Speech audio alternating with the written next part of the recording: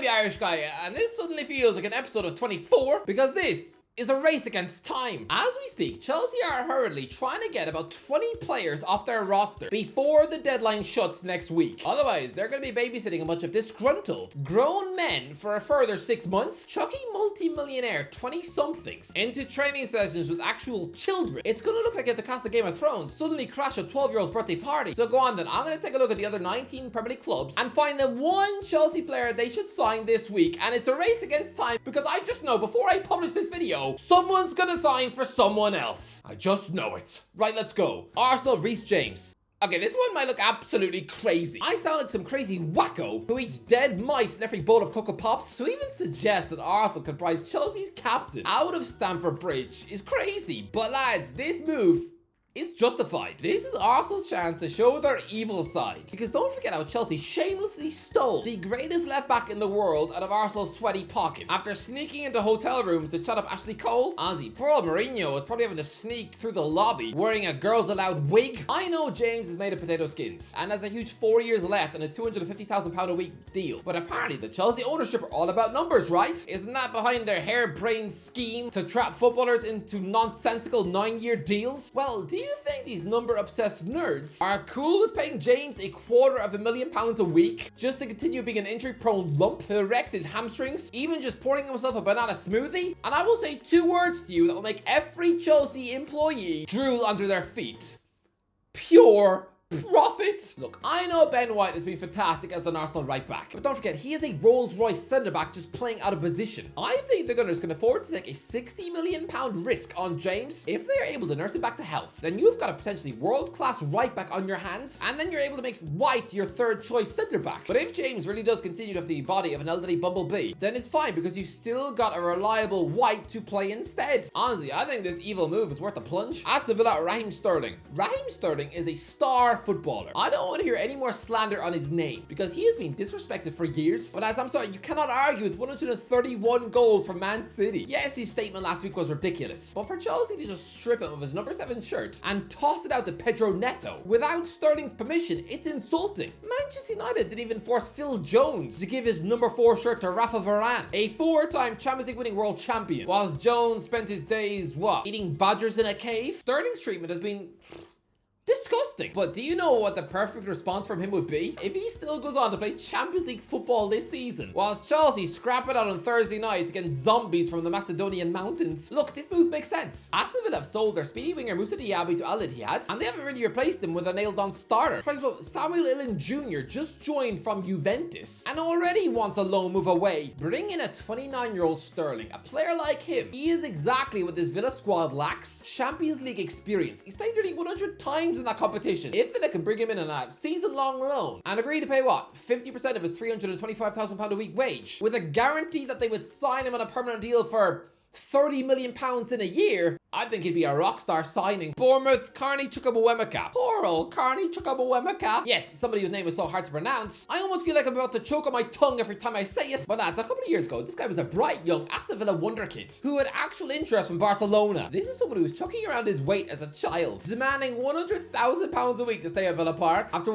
0 starts under his belt? It was crazy and a blatant lack of self-awareness and disrespect. A bit like if Will Smith's spoiled kids had travelled to England and demanded to fist bump the Queen. I'm sorry, what? So I think Chukwuemeka's exit at Stamford Bridge is probably going to humble him a little. So to prove it, why not secure yourself a £20 million move to Bournemouth? Come on, considering Ariola's very own USA captain Tyler Adams has been consistently absent ever since his move from Leeds. Honestly lads, I thought he was going to be a midfield star for the Cherries. I haven't been this misled by Captain America since the latest Deadpool film. Go on, CC.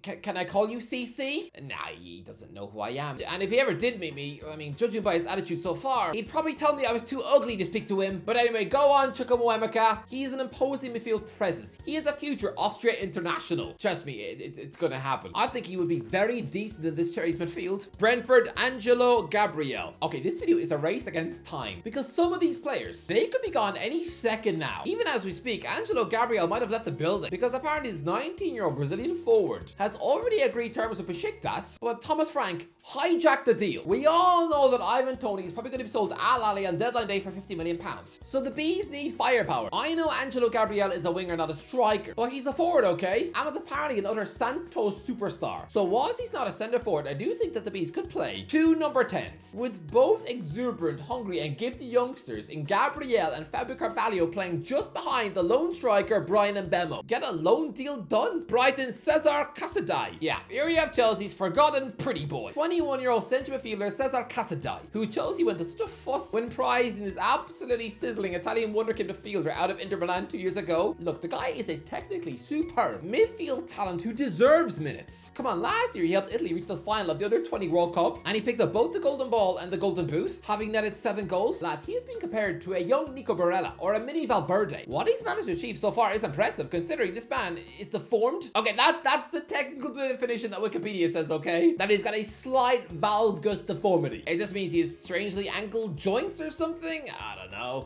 Don't worry, I'm not accusing him of having an ugly, ingrown twin growing out of his thigh. And considering Brighton just hand-packaged Billy Gilmore off to Napoli, then I think this guy could become a pretty disciplined number 8 in Fabian Hurzeler's midfield. Honestly, it's worth a punt on an initial loan with maybe a £40 million option to buy. Crystal Palace Trevoh Chalobah. Well, this makes sense. Trevoh Chalobah has been insanely disrespected for daring to try and make a Chelsea future happen. Honestly, what has Chalobah done wrong? Why, I know, he's probably accidentally eaten Bowley's lunch. This is probably his punishment for stealing a steak sandwich from the club canteen fridge. But look, I think a move to Sellers Park is obvious. He'll go out and replace his old Chelsea mate Mark Gehi after his £60 million move to Newcastle. And it just fits because Palace were the club who Chalobah scored his first Chelsea goal against. Remember when he cried on the pitch? This is just an insanely obvious move. Everton Ben Chilwell. Lads, Ben Chilwell must be sick to his teeth. After a £50 million move to Stamford Bridge in 2020, Chilwell probably thought he'd made it. He was at Chelsea to win trophies, and guess what? He lifts the actual Champions League in his debut season. Yeah, ever since then, it's been a complete mess. And now at just 27 years old, he's been banished out in the cold under Enzo Maresca and told to leave. So Everton, yes, they're in the middle of an ownership mess, but apparently Crystal Palace and Leon shareholder John Textor is the latest one trying to buy the club. To me, it just looks like this American tycoon is blatantly stalking poor old Jacob Bryan. I mean, Palace, Leon, and now Everton. Next thing you know, they'll be calling him Baby Reindeer. Well, look, the funds are not there for the Toffees right now, no. So chuck in a loan bid with a guaranteed permanent purchase for £25 million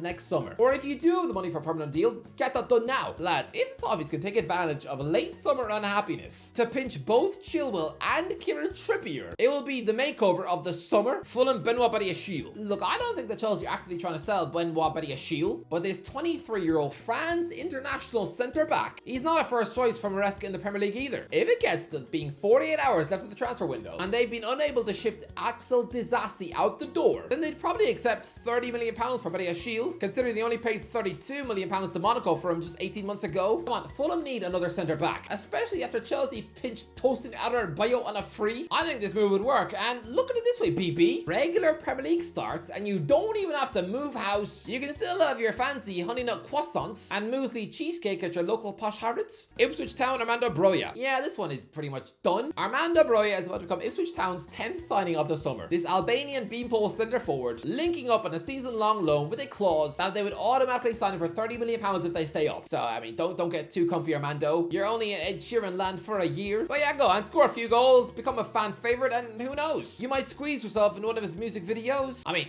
Paul Mullen of Wrexham wound up in the Deadpool vs. Wolverine film. Leicester City, Samuel Raksaki. Yeah, this one is strange. But after Casadei's successful loan spell at Leicester City last term, why not borrow another Chelsea child? Jesurin Raksaki is that promising silky winger trying to burst through a Crystal Palace. But his brother Samuel is a 19-year-old English central midfielder who has helped Chelsea win the Under-18 Premier League Cup. He's represented England at underage level. I mean, considering Steve Cooper is a wizard at coaching young English talent. Yeah, lads, the bloke might look like a potato after it's been hit by a hammer, but he is a World Cup winning manager. Give him Raksaki, someone who, yes, does sound like a failed X Factor winning act.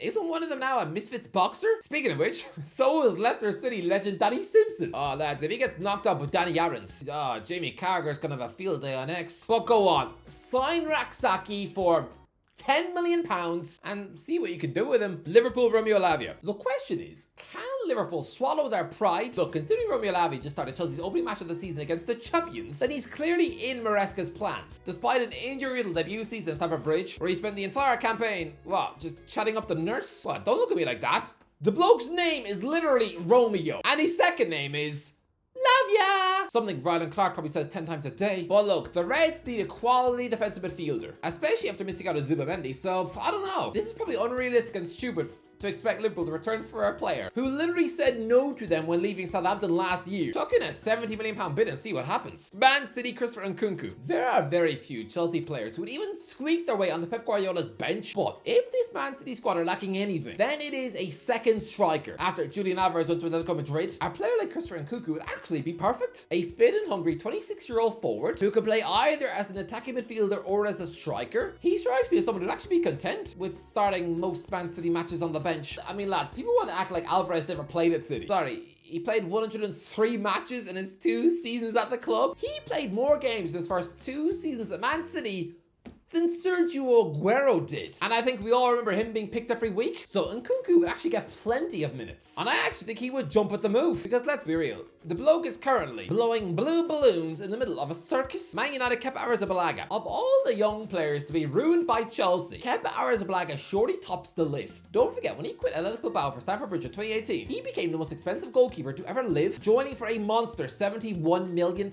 Yeah, 6 years later, the bloke isn't even 30 yet, and yet doesn't even make Spain's squad anymore. He was an embarrassing 3rd choice at Real Madrid by the end of last season. He essentially became the modern day version of Jersey Dudek. And now he's what, 5th choice goalie at Stamford Bridge? And as things stand, he's on course to quit the club next summer for free. Horrible. But while this guy has obvious flaws in his game, I actually think he's a quality shot stopper, and he actually had a bit of a Chelsea rebirth under Graham Potter a couple of years ago. I mean, during that nightmare season when they finished 12th, I thought this Spanish goalie was actually their best performer. Look, he's not exactly Ederson or even Onana with his feet, but he's still got decent distribution. He's not exactly Nick Pope, and I think he'd be a quality option to have on Man United's bench, because what Onana did not have last season was any form of competition. I mean, Turkish goalie Altay Bayındır, he might as well have been a mannequin. He was never going to challenge for a game. But if Man United can pay what, £9 million for Kepa, I think he would snatch your hand off to sit on the Old Trafford bench. Newcastle, Noni Madueke. Look, right now Newcastle are linked with a move for Noni Madueke on loan, a talented 22-year-old English winger who I knew was always going to struggle to establish himself at Stamford Bridge. Come on, he was always that one hipster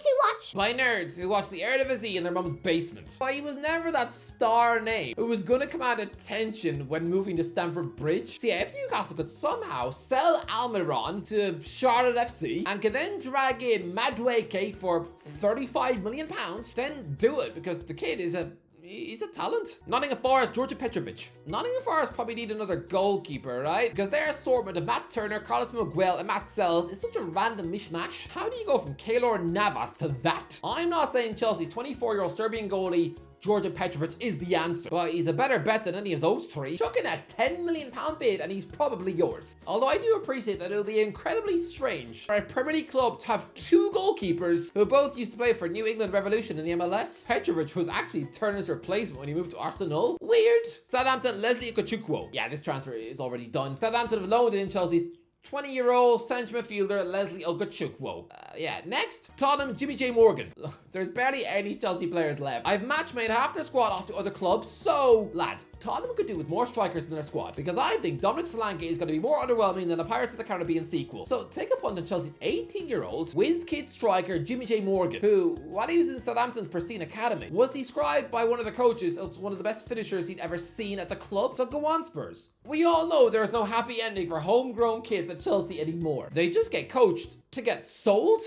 as if they're all living on a farm. So go on, Spurs. Rescue this wonder kid. West Ham, Axel Disasi. Do West Ham need another centre back? At the minute, no, because Kurt Zuma's move away has collapsed. But I think we can all see now that this French centre back's motivation for the club is probably massively mellowed after that big money interest. So I would try and get this nearly 30-year-old centre back off the wage bill and out the door before deadline day. And so yeah, drag in absolute Chelsea misfit centre back Axel Disasi for £20 million. Maresca does not rate this former Monaco centre half, so go on West Ham, bring him in. And I'm sorry, but having Todibo, Kilman, Disasi, Mavropanos, and Aguirre as your 5 centre-backs. That is Lopetegui dreamland. Wolves, Romelu Lukaku. Yeah, I'm saving the most ambitious and unrealistic one for last. But lads, Wolves need a striker. And Romelu Lukaku still has not secured the move to Napoli, so the question is, why? If that deal collapses in the final week of the transfer window, and Lukaku still does not have an exit on the morning of deadline day, are you telling me that he would refuse a loan switch to Wolves? Come on, get Jorge Mendes, if he's still involved at Wolves anymore. Get him to sweet talk this Belgian goal machine into the move. It would be an absolute shock and a coup. But yeah, a disappointment for Lukaku. Come on, he wants to be mentored by Antonio Conte again, not Gary O'Neill. So go on, Wolves, chuck in a £30 million bid for him on deadline day. Give him a 3-year contract with a clause that he can move on to a different club next summer once they pay the £30 million. Look, his wages are extreme and Wolves can't come close to matching that, but I don't know. Give him 50% of his current £325,000 a week wages. And maybe this could happen? Maybe? Anyway, that's the what do you let me know what do you think? Let me know, have I made the right ones? What players would you take? Let me know in the comments. If you did, don't forget to collect your ways. I'll talk to you in a while.